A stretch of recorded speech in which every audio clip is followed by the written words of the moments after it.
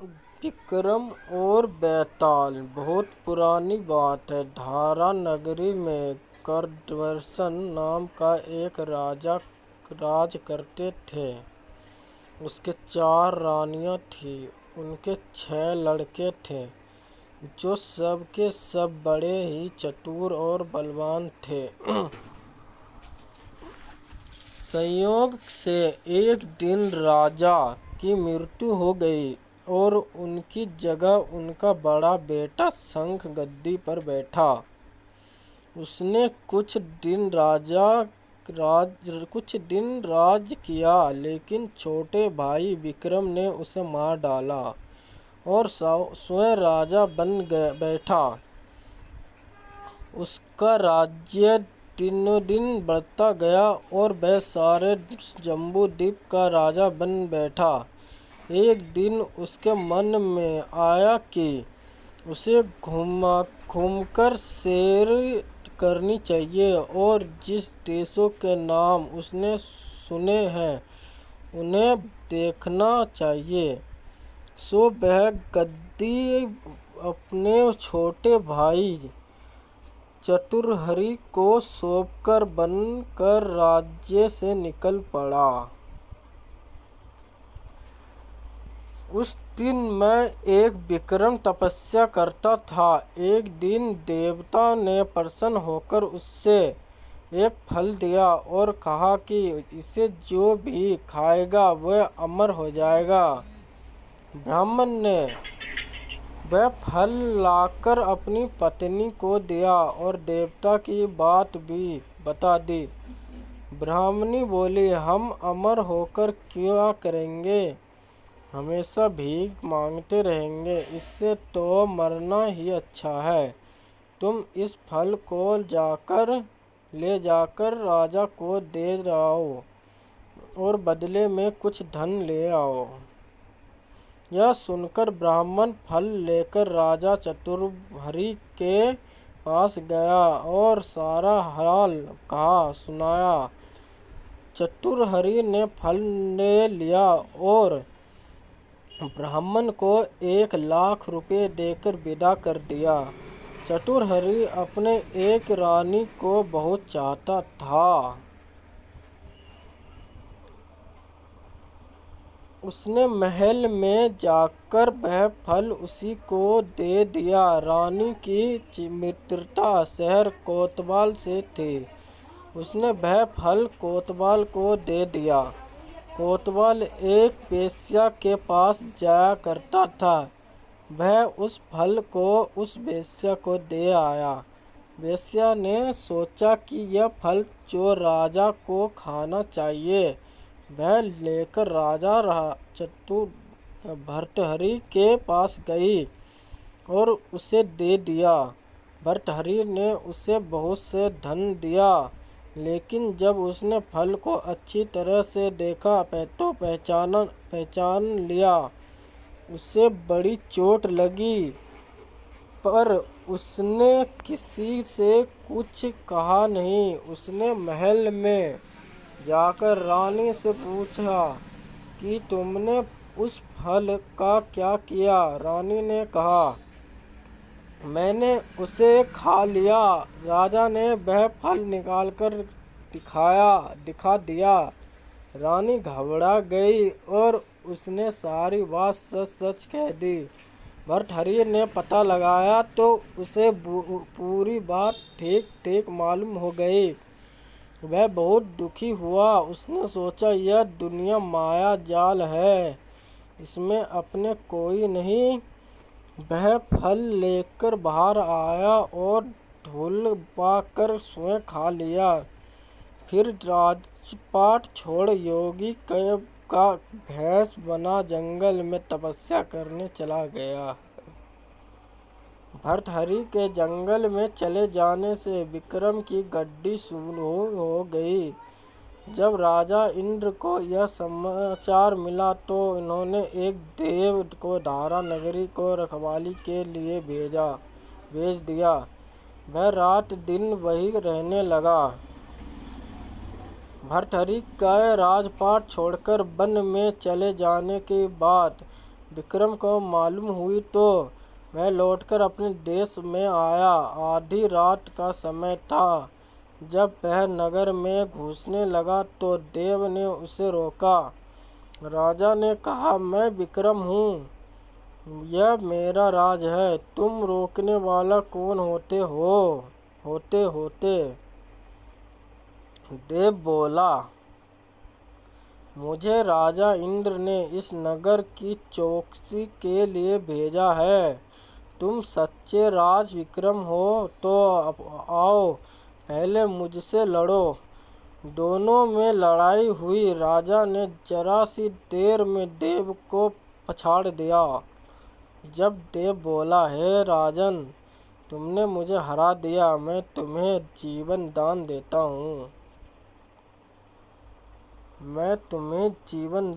देता हूँ। इसके बाद देव ने कहा, राजन, एक नगर और एक नक्षत्र में तुम आदमी पैदा हुए थे। तुमने राजा के घर में जन्म लिया, दूसरे ने तेली की और तीसरे ने कुमार के। तुम यहाँ का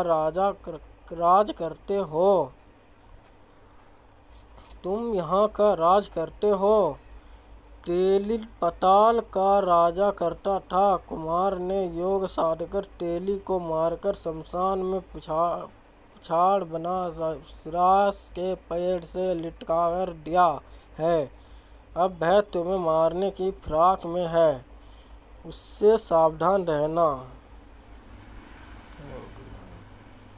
इतना कहकर देव चला गया और राजा महल में आ गया। राजा को वापस आया देख सबसे बड़ी खुशी हुई। नगर में आनंद मनाया गया। राजा फिर राज करने लगा। एक दिन की बात है। शांतिशील नाम का एक योगी राजा के पास दरबार में आया और उसे एक फल देकर चला गया। राजा को आशंका हुई कि देव ने जिस आदमी को बताया था, कहीं यह वही तो नहीं है। यह सोच उसने फल नहीं खाया, भंडारी को दे दिया। योगी आता और राजा को एक फल दे जाता। संयोग से एक दिन राजा अपना अस्तबल देखने गया था। योगी वहीं पहुंचा और फल राजा के हाथ में दे दिया। राजा ने उसे उछाल तो वह हाथ से छूटकर धरती पर गिर पड़ा। उसी समय एक बंदर ने झपटकर उससे उठा लिया और तोड़ डाला। उसने बहुत छाई नहीं है खावे में। उसने से एक लाल निकला जिसकी चमक से सबकी आंखें चौंधिया गई। आज से तू पढ़ेगा। राजा को बड़ा अचरज हुआ। उसने योगी से पूछा, आप यह लाल मुझे रोज क्यों दे जाते हैं?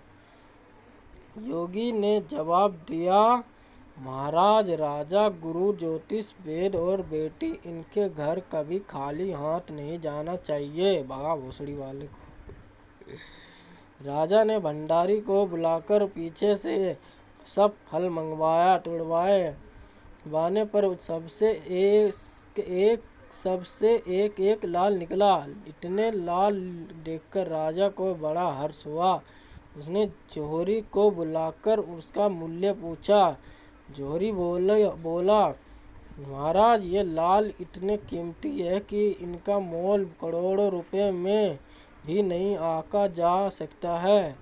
एक एक लाल एक राज्य के बराबर है।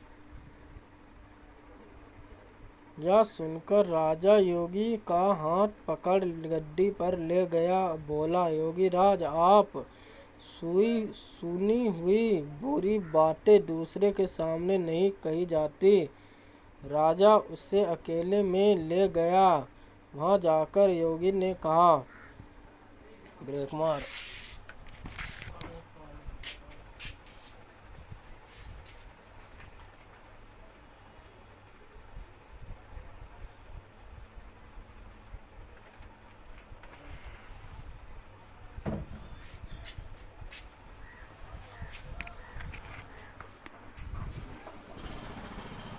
महाराज, बात यह है कि गोदावरी नदी के किनारे श्मशान में एक मंत्र सिद्ध कर रहा हूँ।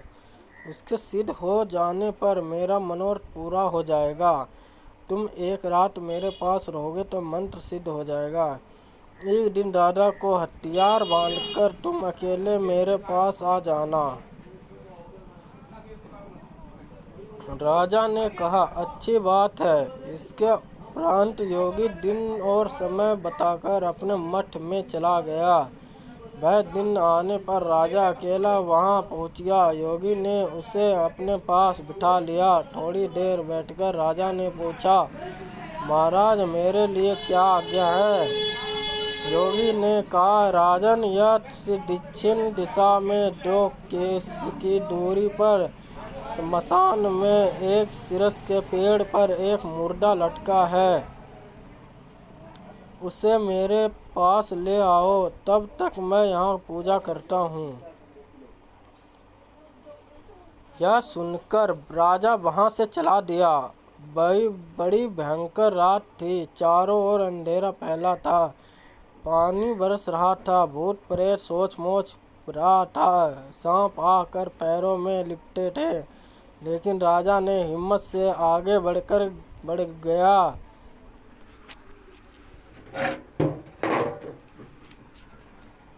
जब वह श्मशान में पहुंचा तो देखता क्या है, शेर दहाड़ रहे हैं, हाथी चिंगाड़ रहे हैं, भूत प्रेत आदमी को मार रहे हैं। राजा भयंकर चलाता जा गया है। सिरस के पेड़ के पास पहुंच गया है। पेड़ जड़ से फुंगी तक आग से दहक रहा था।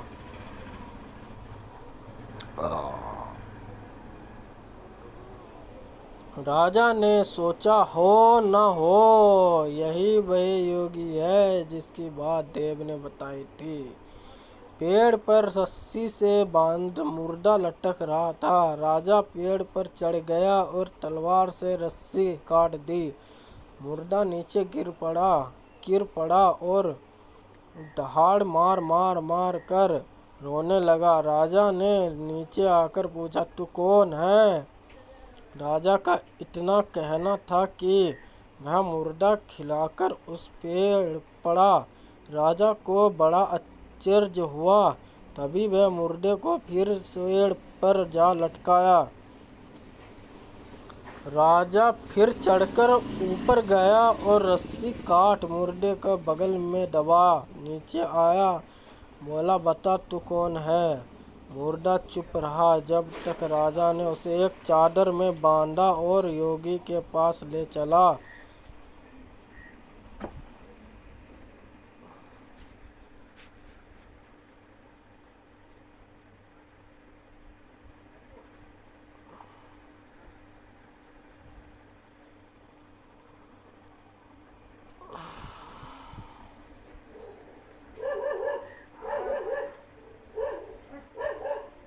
सुन।